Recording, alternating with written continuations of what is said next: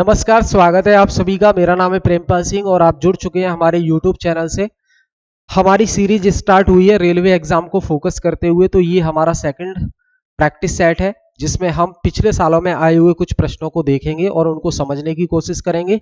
ये practice set आपके लिए जरूरी इसलिए है क्योंकि इससे आपको आइडिया रहेगा कि आपके एग्जाम में कैसे कैसे प्रश्न पूछे जा रहे हैं। और यहाँ डिस्कस करने का मतलब है कि उस क्वेश्चंस के साथ जो जरूरी डिटेल्स बताई जा रही है आपको, उससे भी आप एक्स्ट्रा क्वेश्चन सॉल्व करने लायक बन जाएंगे। ठीक है, तो बने रहिए मेरे साथ। शुरू करते हैं हम। The policy of liberalisation, privatisation and globalisation was announced as a new economic policy by which prime minister। तो देखो भाई, नई आर्थिक नीति, नई आर्थिक नीति, नई आर्थिक नीति, नई आर्थिक नीति जो भारत में अनाउंस की गई, शुरू की गई, उसके समय कौन प्रधानमंत्री थे? किस प्रधानमंत्री के टाइम पर यह शुरू की गई? तो प्रधानमंत्री थे दोस्त नरसिम्हा राव। कौन थे?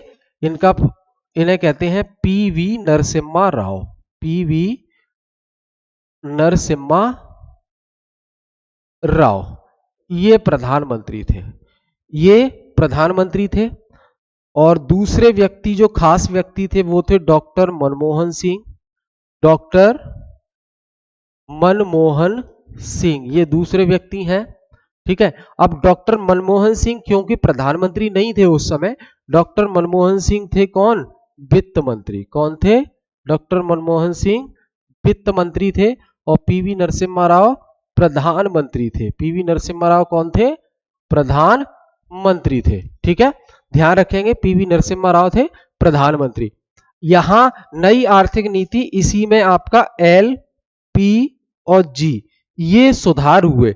एलपीजी में एल का मतलब है लिबरलाइजेशन, लिबरलाइजेशन यानी कि उदारीकरण। क्या है इसका मतलब? उदारीकरण। और पी का मतलब प्राइवेटाइजेशन यानी कि निजीकरण। प्राइवेटाइजेशन यानी कि निजीकरण। और उसके बाद ग्लोबलाइजेशन यानी कि वैश्वीकरण। क्या? वैश्वीकरण या भूमंडलीकरण। भूमंडलीकरण। ठीक है, तो ये पॉलिसी। तो एलपीजी सुधार आने के बाद हमारे देश में परिवर्तन क्या हुआ, हमारे देश की अर्थव्यवस्था में चेंजेस क्या आए? तो ध्यान रखना, इंपोर्ट एक्सपोर्ट हम अच्छे से करने लगे। इंपोर्ट और एक्सपोर्ट अच्छे से होने लगा हमारा, यानी कि अंतरराष्ट्रीय व्यापार में सुधार देखने को मिला, पहला। दूसरा, एफडीआई आने लगा भारत में। एफडीआई आने लगा, एफडीआई आने लगा भारत में। क्यों? क्योंकि भाई विदेशों से पैसा तभी आएगा जब हम दूसरे देश की कंपनीज को इनवाइट करेंगे अपने यहां इन्वेस्टमेंट करने के लिए, उसी के जरिए पैसा आएगा। प्लस हम दूसरे देश में सामान बेच रहे हैं तो उसके बदले में जो मूल्य आ रहा है, पैसा आ रहा है, वो भी डॉलर में आएगा। तो ये क्या है? एफडीआई और विदेशी जो करेंसी है भारत में आने लगी। ये सबसे अच्छा पॉजिटिव हमें दिखा। ठीक है, आगे देखें। Which one of the following modes of privatization is most comprehensive and complete?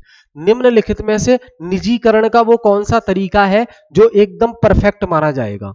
निम्नलिखित में से निजीकरण, पूर्ण रूप से निजीकरण क्या है? निजीकरण बताना है, लेकिन आपको बताना है कि निजीकरण पूर्ण रूप से क्या है। निजीकरण पूर्ण रूप से क्या है? ये चार ऑप्शन देख के आपको बताना है। तो मैं आपको बता दूं, देखो, प्राइवेटाइजेशन का मतलब ये होता है जब गवर्नमेंट अपनी संपत्ति किसी प्राइवेट पर्सन को बेच दे और उसको मालिक भी बना दे और उसका मैनेजमेंट भी वही देखे, प्राइवेट पर्सन। यानी कि सरकार अपनी संपत्ति पूरी तरह से बेच दे, बदले में पैसा ले ले। ये होता है निजीकरण, प्राइवेटाइजेशन। तो क्या होगा? Transferring ownership and management to the private sector.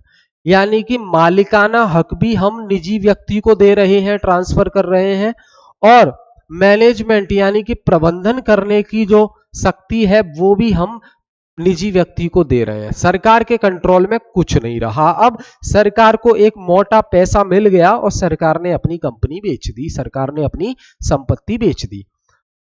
उदाहरण आपके सामने है एयर इंडिया का, उदाहरण आपके सामने है एयर इंडिया। एयर इंडिया जो कंपनी है तो ये सरकारी कंपनी हुआ करती थी, लेकिन अब एयर इंडिया को प्राइवेट हाथों में बेच दिया गया है, और प्राइवेट हाथों में बेच दिया गया है। अब प्राइवेट ने खरीदा है तो सरकार को बदले में क्या मिला? सरकार को बदले में मिला पैसा, सरकार को बदले में मिला पैसा, क्योंकि सरकार का कहना था कि एयर इंडिया हम चला रहे हैं तो घाटे में चल रही है, तो घाटे में चलाने से अच्छा है किसी को दे दो, वो अच्छे से चला पाए और हमारे पास पैसा भी आ जाए। ठीक है, ये सरकार की सोच है। Which one of the following pair is not correctly matched? निम्नलिखित में से वो कौन सा समूह है जो सही से मैच नहीं कर रहा है? सही से मैच नहीं कर रहा है, कौन सा है? तो देखो, राउरकेला स्टील प्लांट, राउरकेला में जो स्टील प्लांट बना वो जर्मनी की मदद से बना, सही बात है। भिलाई इस्पात जो सेंटर है, भिलाई इस्पात प्लांट, भिलाई स्टील प्लांट, वो यूएसएसआर की मदद से बना। दुर्गापुर स्टील प्लांट यूके की मदद से बना, सही बात है। बोकारो जो स्टील प्लांट है वो भी यूएसएसआर की मदद से बना है। ठीक है, तो यूएसए यहां पे गलत हो जाएगा, यूएसएसआर सही है, ये ध्यान रखना है आपको। अब देखें, इंडिया में ये जो स्टील प्लांट बने, राउरकेला, भिलाई और दुर्गापुर, ये 3 स्टील प्लांट बने इंडिया में, ये 3 स्टील प्लांट बने इंडिया में, राउरकेला और दूसरा भिलाई स्टील प्लांट और तीसरा दुर्गापुर स्टील प्लांट, तीसरा दुर्गापुर स्टील प्लांट। ये तीनों जो स्टील प्लांट हैं, ये तीनों स्टील प्लांट आपके द्वितीय पंचवर्षीय योजना में बने हैं। कब बने हैं? द्वितीय पंचवर्षीय योजना में बने हैं ये तीनों स्टील प्लांट, द्वितीय पंचवर्षीय योजना में बने हैं ये तीनों स्टील प्लांट, द्वितीय पंचवर्षीय योजना में। समय क्या था इसका?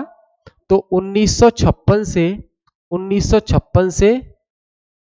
61 तक, 1956 से 61 तक। ठीक है, देखिए बहुत इंपॉर्टेंट क्वेश्चन है। अभी जो एसएससी जीडी का एग्जाम हुआ है 4 तारीख को, तो उसमें पंचवर्षीय योजना से प्रश्न पूछे गए हैं, तो ध्यान रखेंगे आप। पंचवर्षीय योजना इकोनॉमी वाले पोर्शन में, जीएस के अंदर जो इकोनॉमी वाला सेगमेंट है उसके अंदर पंचवर्षीय योजना जो टॉपिक है वो बहुत ही इंपॉर्टेंट टॉपिक है। 4 तारीख को जो एग्जाम हुआ है, सभी शिफ्ट में पंचवर्षीय योजना से प्रश्न पूछे गए हैं। सभी शिफ्ट, जितनी शिफ्ट हुई हैं आपकी 4 फरवरी को, उसमें सब में पंचवर्षीय योजना से रिलेटेड प्रश्न पूछे गए हैं, तो आपको याद रखना है। अच्छा, तो Rourkela steel plant, Bhilai steel plant, Durgapur steel plant, ये द्वितीय पंचवर्षीय योजना में बने, 1956 से 61 का समय है। ये द्वितीय पंचवर्षीय योजना किस पर आधारित थी? किस पर आधारित थी? तो बताओ, ये आधारित थी पीसी महलनोबिस मॉडल पर। पीसी महलनोबिस मॉडल पर आधारित थी, ये मॉडल पर आधारित थी। ठीक है, पीसी महलनोबिस मॉडल पर आधारित थी,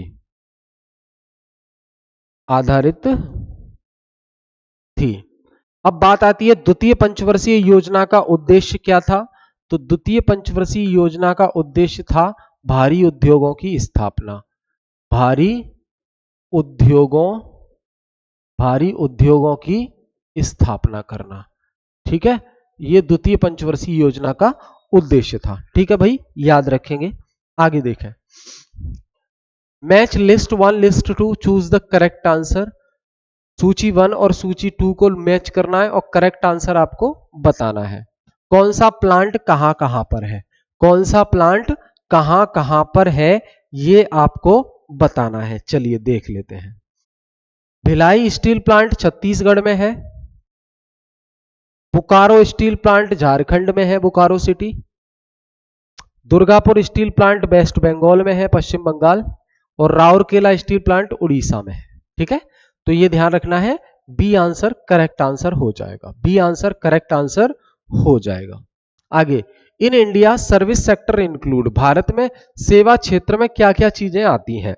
तो यहां देखेंगे जो भारत में अर्थव्यवस्था के जो क्षेत्र हैं, भारत में जो अर्थव्यवस्था के क्षेत्र हैं, अर्थव्यवस्था के क्षेत्र, अर्थव्यवस्था के जो क्षेत्र हैं तो वो 3 है। वो कितने हैं? 3 है। पहला प्राथमिक क्षेत्र, पहला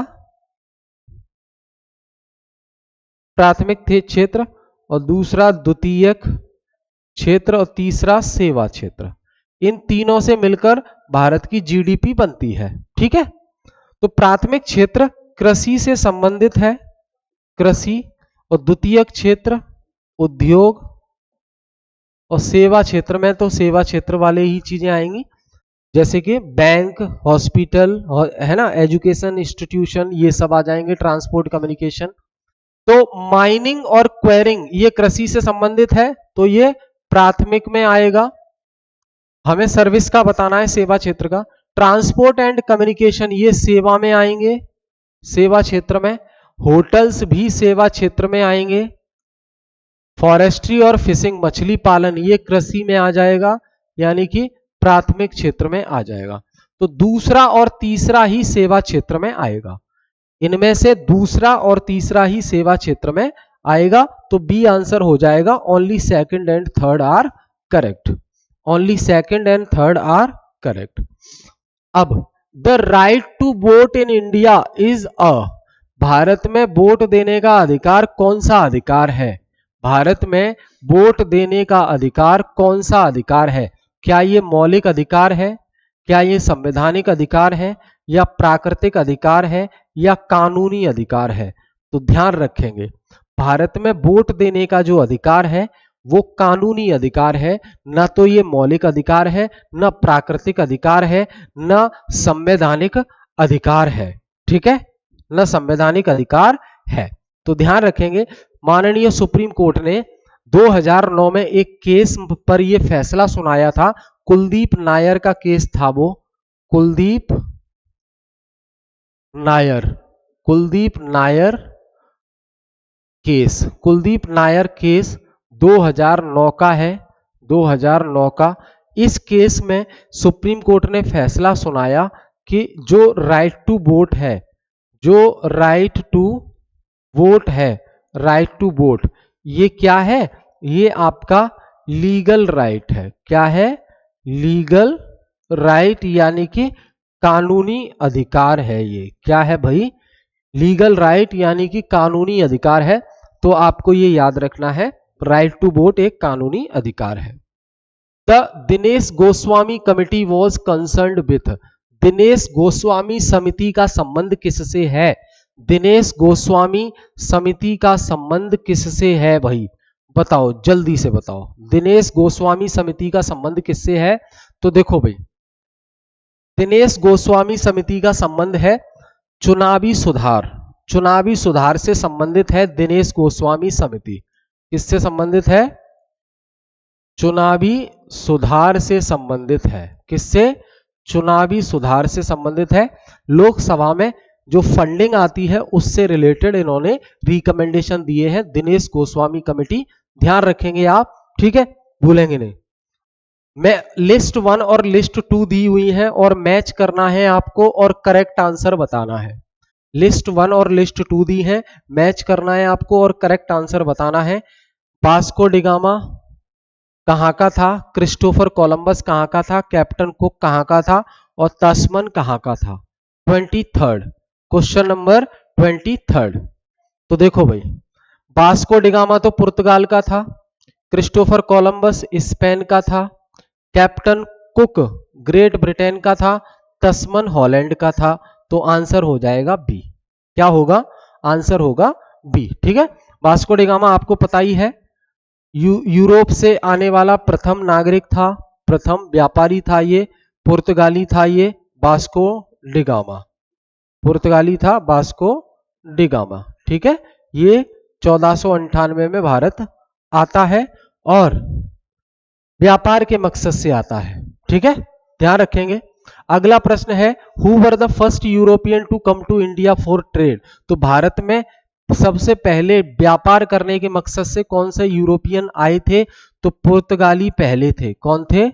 पुर्तगाली। कौन थे? पुर्तगाली। पुर्तगाली पहले व्यक्ति थे।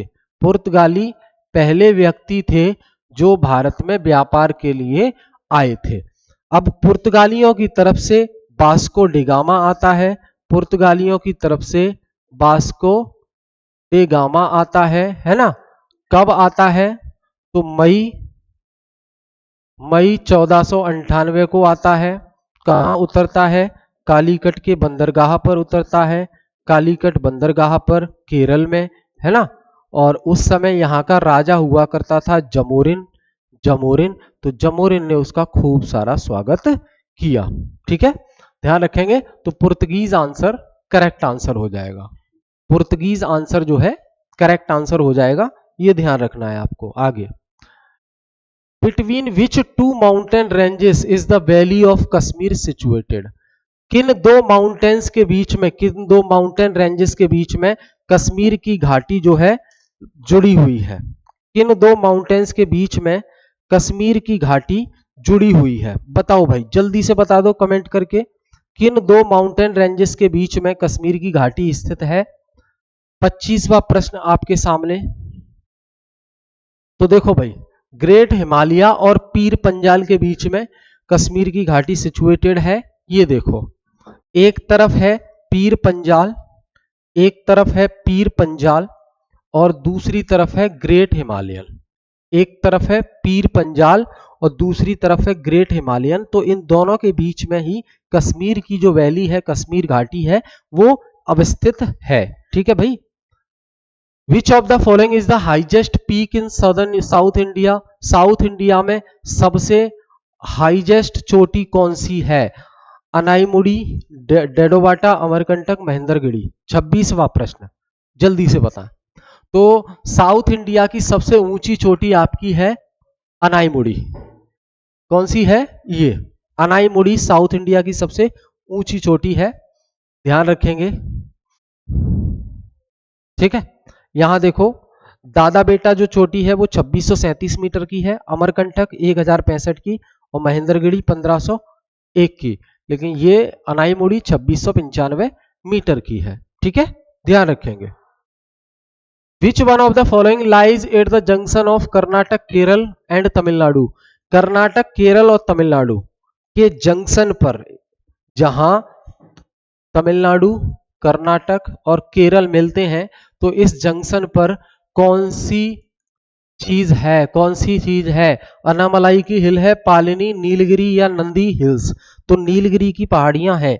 ये देखो, नीलगिरी की पहाड़ियां हैं। यहाँ पे ये केरला है और ये आपका कर्नाटक है और ये तमिलनाडु है और ये आपका नीलगिरी की पहाड़ियां हैं।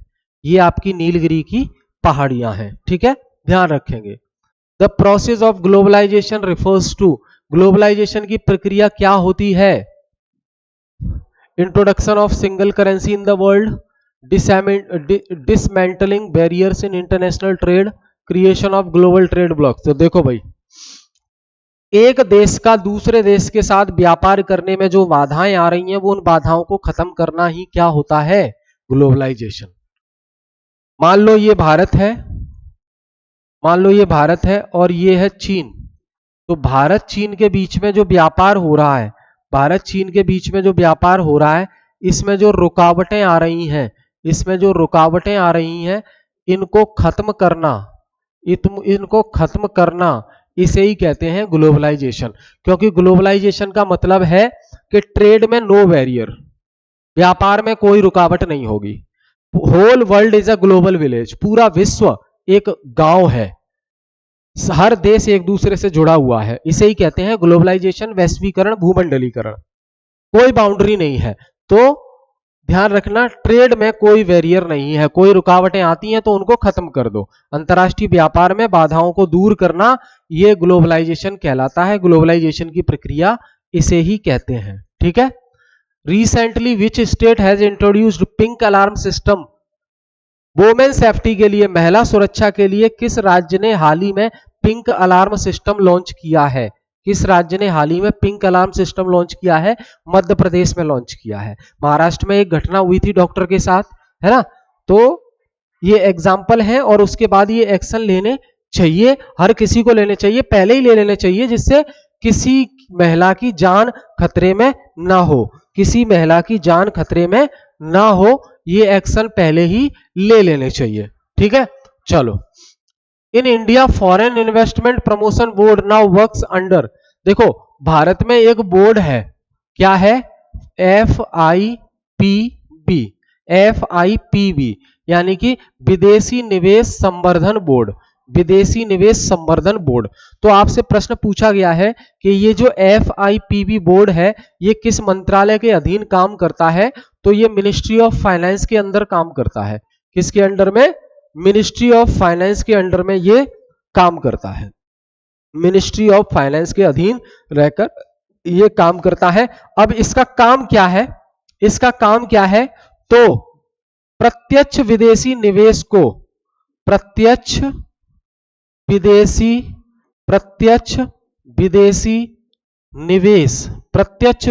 निवेश को अट्रैक्ट करना, इंडिया की तरफ अट्रैक्ट करना। ठीक है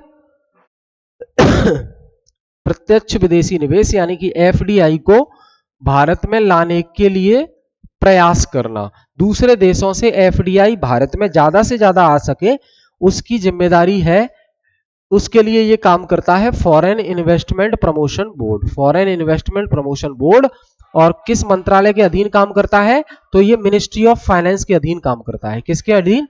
मिनिस्ट्री ऑफ फाइनेंस। तो ध्यान रखना वित्त मंत्रालय, और भारत के वित्त मंत्री अभी कौन है जिन्होंने अभी 1 फरवरी को हाल ही में बजट अनाउंस किया है? तो वो है निर्मला सीतारमण। कौन है? निर्मला सीतारमण। कौन है? निर्मला सीतारमण। ये भारत की वित्त मंत्री हैं। कौन है? भारत की वित्त मंत्री है। ठीक है भाई, तो ये हमने डिस्कस किया दोस्त आज की क्लास में। हम फिर मिलेंगे नेक्स्ट क्लास में। हमें उम्मीद है कि आप अच्छे से तैयारी कर रहे होंगे और ये 2025 को आप अपना बना लीजिए, आपको सिलेक्शन इसी साल लेना है। ठीक है, बहुत बहुत धन्यवाद।